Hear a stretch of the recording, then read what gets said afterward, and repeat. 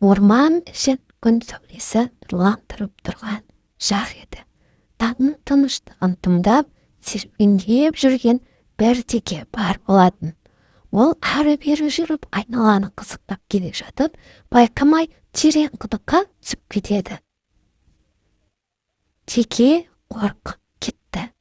Бірақ үмітін үзбей жоғары қарап, «Ей, біреу бар ма? Мен мұнда түсіп кеттім», деп көмек шақырады. Бір мезетте құдықтан қасыма аш қасқыр келеді. Қасқыр төменге үңіліп, «Теке, сен не істеп отырсың?» дейді.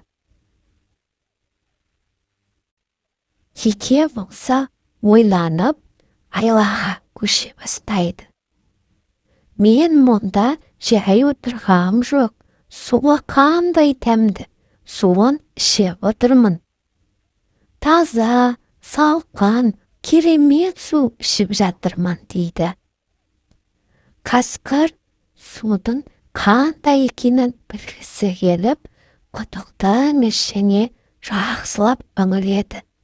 Су шынымен дәмді ме деп басын ішке даяндыра түседі. Сол сәтте күліп тұрған теке бірден секіріп қасқырдың арқасына мініп алады.